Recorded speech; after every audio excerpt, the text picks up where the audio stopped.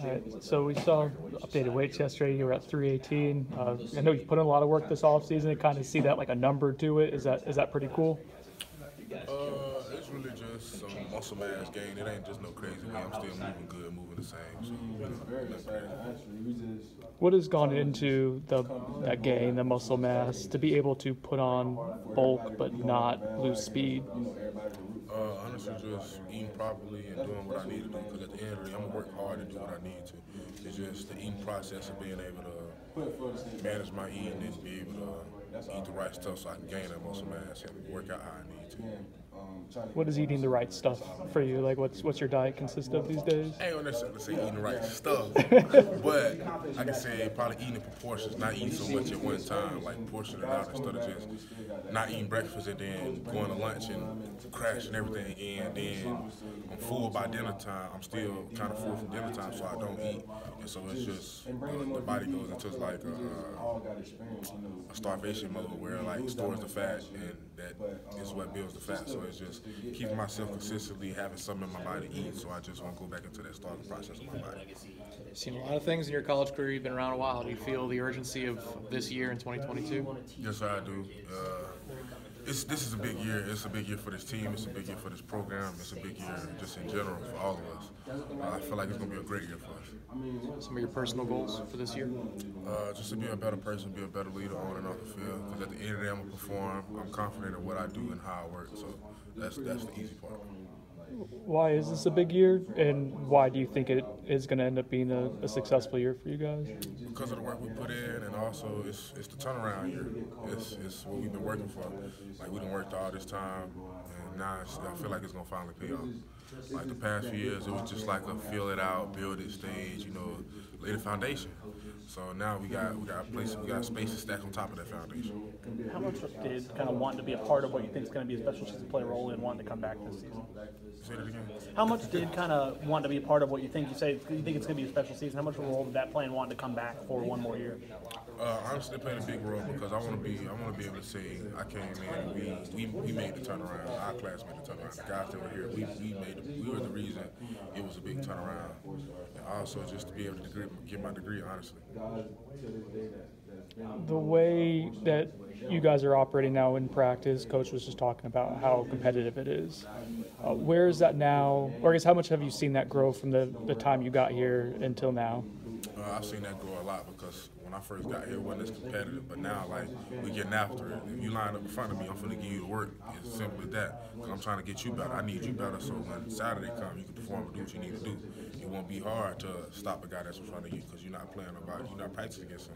You're not practicing against guys like me and Rob or Jared or Derek McLendon or guys like that. You're not practicing against guys like that. So we're out there trying to kill you, murder you, just like the guy on Saturday will. So it helps. It benefits. Why do you think that competitiveness has increased over the years? Is there any particular reason why? The transfer portal. The transfer portal, because you have to. Like, if you want to play, you gotta perform. You gotta show something. Because shoot, they can easily go, oh shoot, Fabien not performing. Let's go get somebody else, replace him. So that's just how it is. In the other side of that is the transfer portal. Like, all three of the guys who are here today representing Florida State that the coaches picked are all transferred. Have you considered that? Prime example. So it's just coming in and being able to do what you need to and knowing what you need to do, and being able to work. But all three of us are different. The same thing we all have in common, we work hard. That's why we are in the position we are now. We all work hard. We're going to get the best out of ourselves as we can before we go get it from somebody else. There's no doubt that your position group is among the deepest on the team, if not the deepest. Can you speak to some of your teammates and some of the guys that you expect to see in the rotation after you get on the field or come out for a breather? As far as rotation, I can say probably Jared Jackson, Malcolm Ray, and Josh Foreman for right now. But I have great confidence in them guys. I have great confidence in Malcolm, Jared, and Josh Foreman because they doing the work. They're doing the work just like I am. They putting in the work. That's all it's about. What can you say about Coop, too? Oh yeah, Coop. He's gonna be in there with me. So, but yeah, no, I just see you two working together, like your relationship together. Yeah, we got a great relationship together. We work together. We work hard together.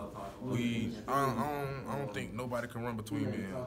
Run between you put a guard, a center, and a guard against me and Coop. 2 versus 3, we'll win every time. And I bet money on it. I don't care who it is, I bet money on it. Me and Cooper with it. It seems like everyone loves Malcolm Brad. Like whenever someone talks about him, he's got this contagious energy about. What is it about Malcolm that everyone seems to like?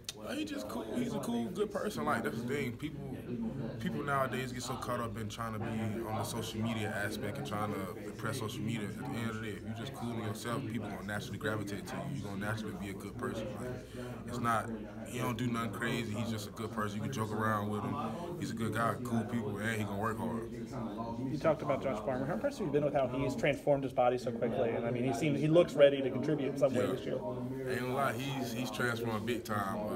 Just like I said, he gained the weight he needed to. He's been working hard in the weight room, on and off the field. It's just he's gonna be a big help this season. How much do you expect the quality of practice to improve this fall? Because there's so many more offensive linemen. You guys are healthier with the guys that came back, and then you got a lot of new bodies out there as well. I feel like it's gonna be a lot better this year because we have a lot bigger guys, more guys who can move and do everything we need them to do. And I just feel like it's going to be a great competition because you got guys like me, Coop, Malcolm, Jared, Verse, D-Mac, who are going to go out there and challenge them guys because at the end of the day, we need them to perform just like we need to perform. You see the same things, too, with the transfer portal? It's kind of the fruits of the transfer portal that you got some guys in there that can play at a higher level. Yeah, it is. We got some great guys that can play. I'm just ready to see the guys that just came in. On the defense, I know you lose a couple guys from last year, but you bring back almost everyone outside of really Jermaine and Kier. How confident are you that top to bottom the defense is going to be better this year just because of how many sure pieces you're bringing back? I'm very confident. I feel like, honestly, we're going to have a better year this year than we did last year just based off the guys that's coming back and a lot of things that we already know. So we've been in the process and in the playbook and in the program for 2-3 years, so it's like I back in. During the spring, I was shocked at how much trash Jared Verse talked. Like, it was just constant. It was amazing, too. It was just the energy every day. For him to feel confident doing that and to back it up as a guy transferring up to the SES level, how cool is that to see? It's pretty cool. You just got to keep doing it. If you're going to talk trash, you got to hold up to your end. Simple as that. You can't talk trash and not hold up to what you said. Who is probably the most talkative person on the defense? Verse. Can you speak to the young guys a little bit? The 2 young players we saw in spring, and Lyons and Thomas. What do they look like to you, and how far can they go down the line a year or 2 from now?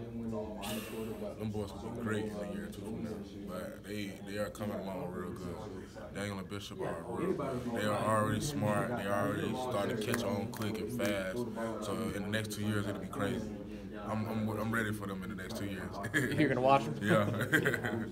I know Dennis is back out at end, kind of left your group over the offseason. How impressed are you with how he's able to bounce back and forth? He's kind of succeeded at both spots throughout his career. Dennis started off as an end, so I feel like it's just he going back to his natural habitat. He can perform. Like at the end of the day, Dennis gonna work hard and do what he needs to do. So that's why he's good in any position.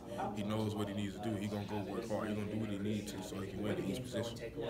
Earlier, you mentioned the transfer portal, and then when you decide to enter the portal at your previous stop, I guess, what went into that decision? And that's obviously a risk, right, to restart things. And has this kind of gone the way you hoped it would, your career? Yes, it's gone great. It's gone better than what I thought it would have been. But for the most part, it's been great. It's a great experience. Like, I'm here now. Like, it's been good. It's been real good. Were you close to not going to Florida State? Remember, you're committed, and then it got kind of dicey there. And I don't know how much you want to talk about that, but we never got the full story. Yeah, but at the end of the day, I'm here now. I'm here. I'm doing what I need to. I'm in a great state. I'm in a great city. You've seen a lot of college football in terms of pre-NIL, and then you got NIL towards the end. And how has that impacted you personally in your day-to-day life? And are there some things you could do now that you never thought you'd be able to do in college because NIL has afforded you an opportunity? As far as NIL, it's good, but at the end of the day, I feel like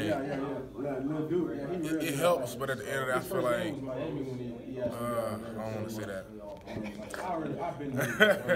going to say this, though. I feel like NIL helps. It benefits. It helps a lot of guys out because a lot of guys are in situations like me where you have a child that you have to provide. So it's like them deals, like I need them.